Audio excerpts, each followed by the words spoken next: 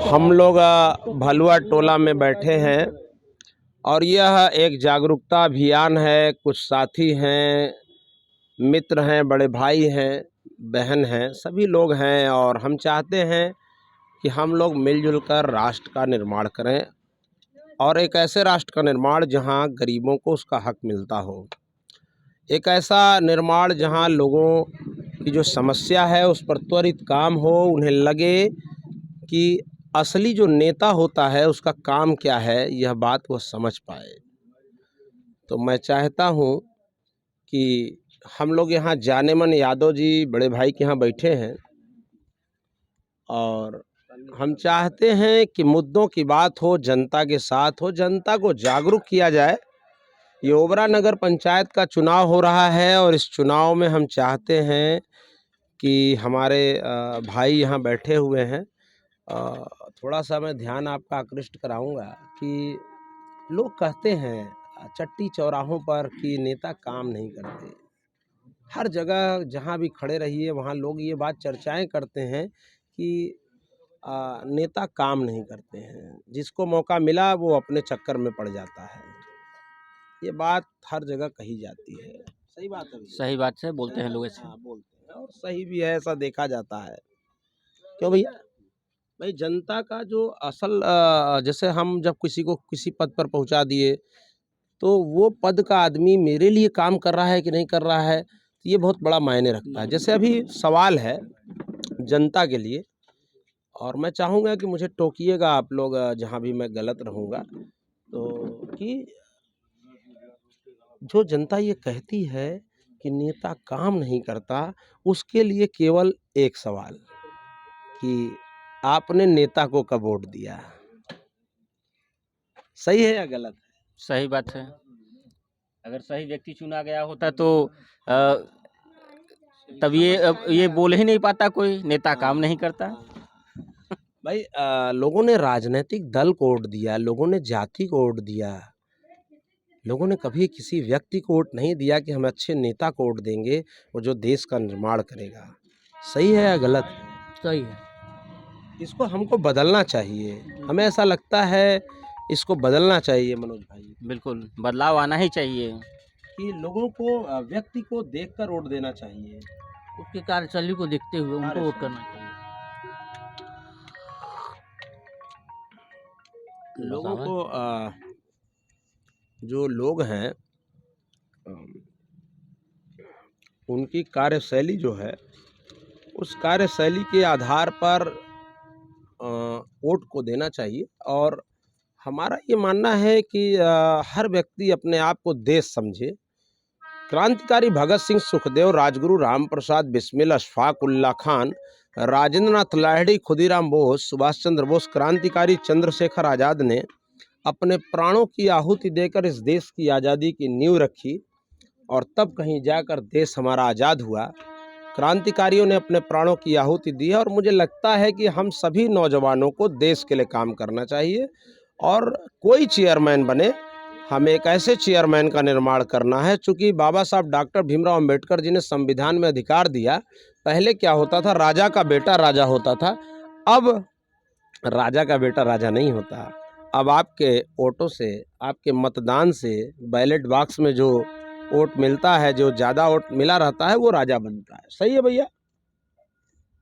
जो सही गद्दी का हकदार हो उसे ही मिलना चाहिए। हाँ, सही गद्दी का हकदार है। अब सवाल उठता है कि हम लोग कैसे लोगों को जागरूक करें। तो ये लोग कहते हैं कि नेता कैसे जानेंगे कि असल नेता कौन है? सब कह रहे हैं मैं नेता हूँ। जी जी जी सब कह रहे हैं मैं नेता हाँ हूँ। सब नेता हैं। तो कैसे पता चलेगा? बताएं भैया, माइक ले, कैसे पता चलेगा? देखिए, अगर हम अपनी बातों को रखें तो सिर्फ भलुआ टोला ही नहीं, इस पूरे ओबरा नगर वासियों से यही कहेंगे कि सारे जितने भी प्रतिनिधि हैं उनके कार्यशैली को देखिए और साथ ही साथ हमारे प्रधानमंत्री जी श्री नरेंद्र मोदी जी ने आज जो है बहुत छोटे से प्रयासों से और बहुत बड़ा काम कर दिया। सिर्फ एक जिम्पा में बता रहा हूँ मैं, जैसे कि गंगा जी की सफाई का उन्होंने बीड़ा उठाया था। तो आज माँ गंगे जो हैं वो एकदम सुंदर और साफ़ सुथरी देखने को मिलती हैं। वहाँ पे संध्या बेला में भजन कीर्तन आरती भी होती है।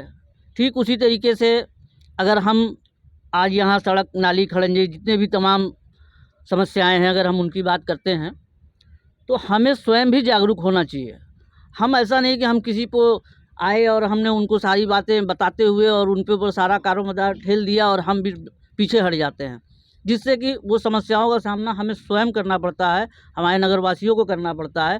तो ये चीज़ें बिल्कुल नहीं होनी चाहिए, कदम से कदम मिला के चलना होगा। जिस तरीके से आज वाराणसी काशी बाबा भोलेनाथ क्षेत्र में देखने को मिलता है, एक छोटे से पान की दुकान हो या चट्टी पे बेचने वाले जो है ठेले खुमचे वालों के पास एक डस्टबिन होता है, सफाई डब्बा होता है, तो उनका भी योगदान इसमें उतना ही है जितना कि हमारे जो है प्रधानमंत्री जी ने जिस तरीके से उनको बीड़ा दिया था।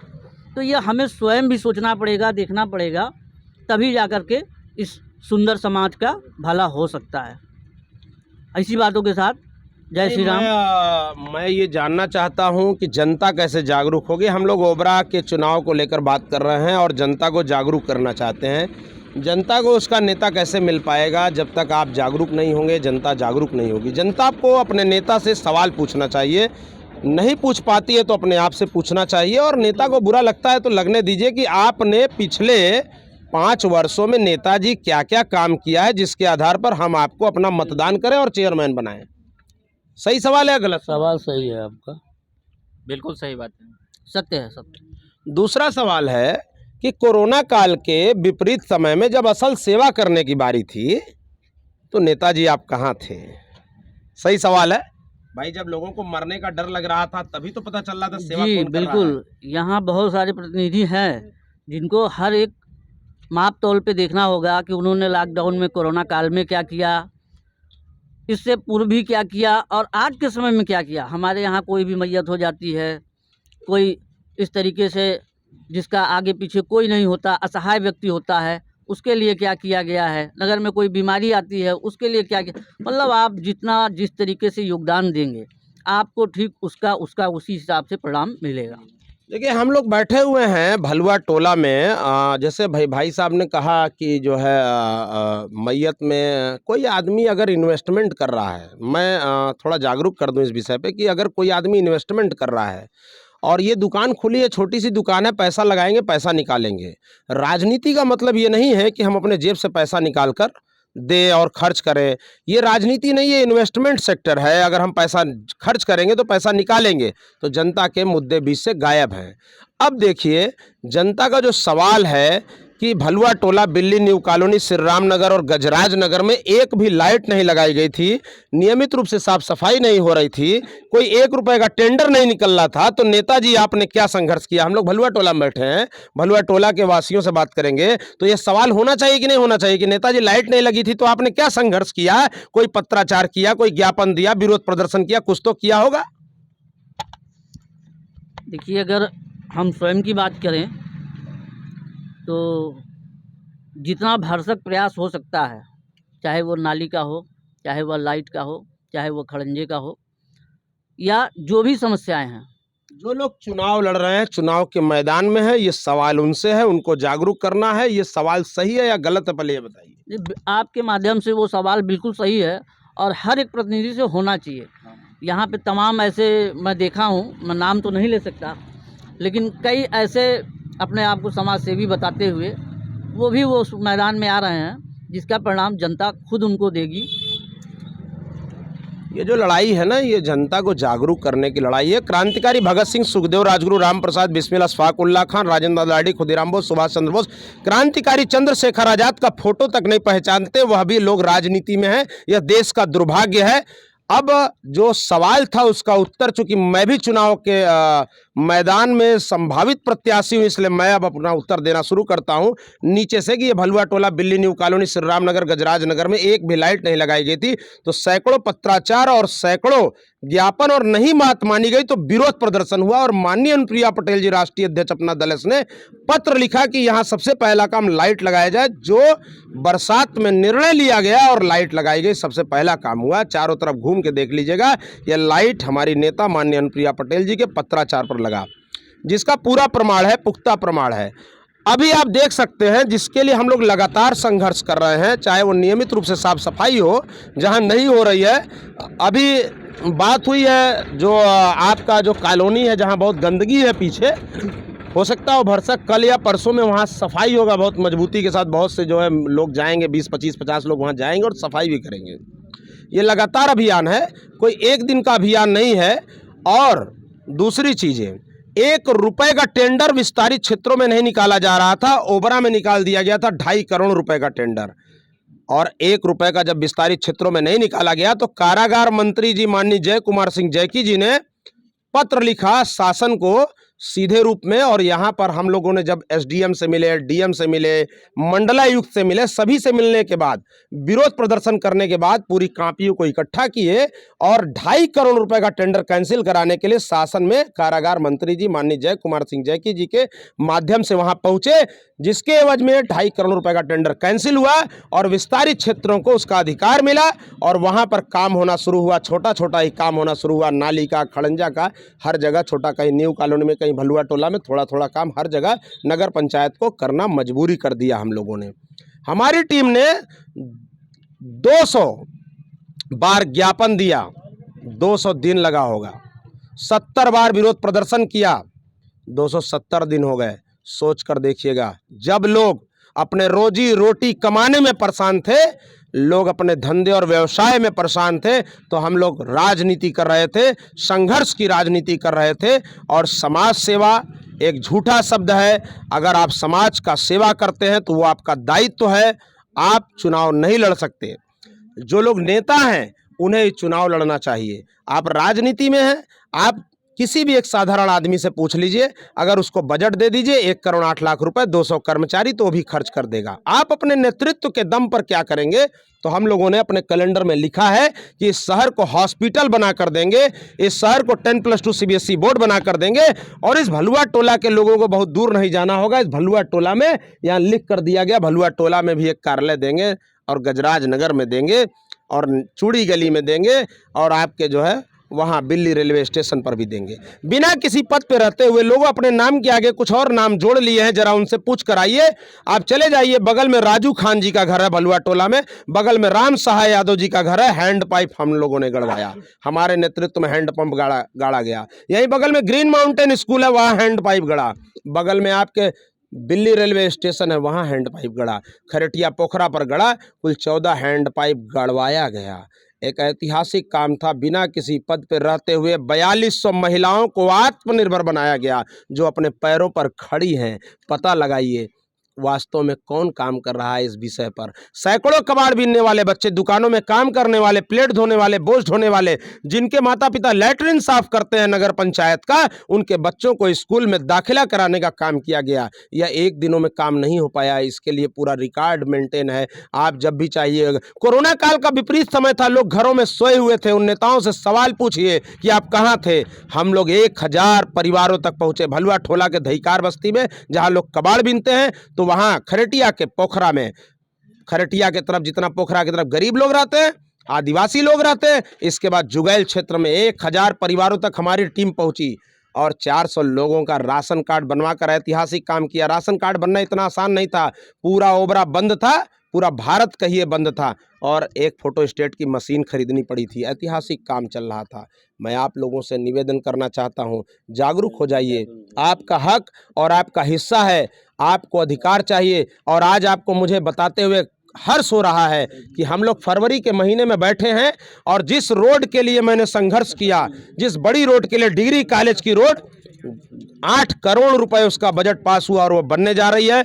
मोतीचंद चौराहे से अनूप मेडिकल, मोतीचंद चौराहे से विनय पटेल, मोतीचंद चौराहे से बिल्ली पोखरा, मोतीचंद चौराहे से बिल्ली स्कूल तक की रोडें बनने जा रही हैं। और एक पत्र नहीं, कई पत्र हैं और हमारे एसडीएम साहब के कई पत्र हैं, हमारे डीएम साहब के पत्र हैं और हमारी नेता माननीय अनुप्रिया पटेल जी के द्वारा लिखा गया पत्र है। इतना आसान लड़ाई नहीं था। जिला खनिज निधि के पैसे से उसे पास कराया गया और वह आज के डेट में बनने जा रहा है। जो ओबरा शहर का हिस्सेदारी है उसे दिलाया जाएगा और तमाम जगहों पर जहां पर नहीं ये पहुंच पाया है व्यवस्था, उस जो बड़ी बड़ी रोडें हैं, आपको बताना चाहेंगे भैया, जो बड़ी रोडें हैं जो करोड़ों रुपए में है, वह उसका जिला खनिज निधि का पैसा, छोटी मोटी रोडें नगर पंचायत भी बनवा सकता है। नगर पंचायत ने अपने उसमें शामिल कर लिया है और यह लगातार प्रयास है लोगों को जागरूक करने का। सवाल पूछिए अपने नेता से, और अगर आप जागरूक नहीं हैं तो आपको ये कहने का अधिकार भी नहीं है कि नेता काम नहीं करते,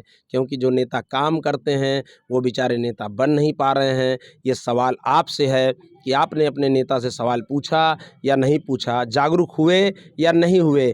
कौन नेता राजनीति में व्यवसाय कर रहा है? जब वो राजनीति में व्यवसाय कर रहा है, इन्वेस्टमेंट कर रहा है, तो वो क्यों नहीं पैसा निकालेगा? उसका क्या दोष है? वो तो इन्वेस्टमेंट सेक्टर में काम कर रहा है, पैसा दे रहा है, पैसा निकालेगा। अभी भस्सी गिराना था, पिछले बार बरसात में भस्सी गिराना था, 200 टाली हम लोगों ने भलुआ टोला में भस्सी गिराया, केवल भलुआ टोला में 200 टाली भस्सी गिराया, 1 रुपये अपना नहीं लगा। उसमें कौन गिराया? उसमें जो है जिम्मेदारी दिलवाए हम लोग, पत्राचार नहीं किए, सीधे ज्ञापन दिए खनन विभाग को, खनन विभाग ने जिम्मेदारी लिया और यहाँ भस्सी गिरना शुरू हुआ। आप जाके देख सकते हैं, पता लगा सकते हैं, चारों तरफ ये काम हुआ। फिर नगर पंचायत को ज्ञापन दिया गया कि आप गिराओ, आपका भी हिस्सेदारी है, आप नगर पंचायत में हम लोग रहते हैं, आपको गिराना पड़ा। मैं बस इतना ही चाहता हूँ कि आप जागरूक हो जाइए। अगर आप जागरूक नहीं होंगे तो फिर मत दोष दीजिएगा, सवाल पूछिए अपने नेता से और जागरूक हो जाइए। आपका नेता बहुत चालाक है और इस तरह से चालाकी करता है, इन्वेस्टमेंट सेक्टर में काम करता है, आपको जाति और धर्म में बहकाता है। आप समझ लीजिएगा, जब जाति और धर्म और राजनीतिक दल में आपको बहकाएगा, जब वोट उसके नाम पर पड़ेगा, तो फिर आपको ये कहने का अधिकार नहीं है कि नेता काम नहीं करता है। सवाल पूछिए अपने नेता से और जागरूक होइए, और जागरूक नहीं होते हैं तो फिर मत कहिएगा कि नेता काम करने वाला चाहिए। ये सवाल हर चट्टी चौराहों पर होता है कि नेता काम नहीं करते। सवाल फिर आपसे है कि आपने नेता को वोट दिया या नहीं दिया। एक भी ज्ञापन नहीं लोग दिए, एक भी पत्र नहीं दिए, लोग अपने कमाई में लगे थे। कोई चाहता था कि मेरा पिछला कार्यकाल का भ्रष्टाचार न उजागर हो जाए, इसलिए डर के मारे कोई दे नहीं रहा था ज्ञापन, कोई दे नहीं रहा था, अधिकारियों का विरोध नहीं कर रहा था। और अधिकारियों के निगाहों पर केवल चढ़े रहे दयालु जी। और ध्यान दीजिएगा, मैं आपके लिए लड़ाई लड़ता हूं, आपके हिस्से की लड़ाई लड़ता हूं। एक बड़ी लड़ाई, सब्जी मंडी उखाड़ दिया गया आज से 3 महीने पहले। सब्जी मंडी ने याद किया लोगों को, कोई गया नहीं। सुबह अगले दिन सुबह 10 बजे मुझे याद किया गया और सब्जी मंडी आज भी वहीं लग रहा है। पथ विक्रेता अधिनियम बताया गया अधिकारियों को।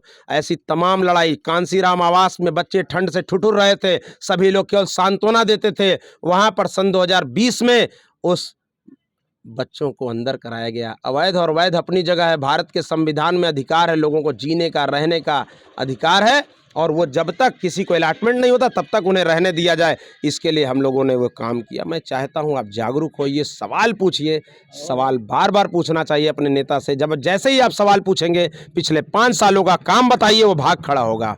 जैसे ही पूछेंगे कोरोना काल में कहाँ थे, भाग खड़ा होगा, वो बता ही नहीं पाएगा। भलुआ टोला में लाइन, आपका लाइट नहीं था, क्या संघर्ष किए, बता ही नहीं पाएगा। कहाँ है? छोटे छोटे लोग संघर्ष किए, बल्कि लेकिन जो नेता चेयरमैन के प्रत्याशी हैं वो कहाँ हैं? उनसे पूछिए, कहाँ है आपका पत्र, कहाँ ज्ञापन दिए, कहाँ संघर्ष किए, कहाँ विरोध प्रदर्शन किए, तो आपको आपका उत्तर मिल जाएगा। नेता कौन है और बिजनेसमैन, राजनीति में बिजनेस कौन कर रहा है। बिजनेस करना, व्यापार करना बुरा नहीं है, लेकिन इसका ध्यान दीजिएगा कि राजनीति में आप ईमानदार होंगे। जब जनता ईमानदार हो जाएगी तो नेता आपको ईमानदार मिल जाएगा। ईमानदार हो जाएगा, क्योंकि एक तेल पेरने वाली मशीन भी हमको सिखाती है, कूड़ा कचरा गिट्टी पत्थरा बालू डाल देंगे, मशीन तेल की बैठ जाएगी। सही है ना? तेल की मशीन बैठ जाएगी, जब उसमें सरसों डालेंगे तब तेल निकलेगा। एक अच्छे नेता को वोट दीजिए, जिम्मेदारी लीजिए। हम लोग आपको जागरूक कर रहे हैं कि आपके हर हिस्से की हर लड़ाई, हर चट्टी चौराहे पर हम लोग लड़ते हैं। बस चाहिए तो आपका आशीर्वाद, और आपको विश्वास दिलाते हैं मौका मिलेगा तो पूरे उत्तर प्रदेश में नज़ीर पेश किया जाएगा, जो ऐतिहासिक काम होगा। धन्यवाद।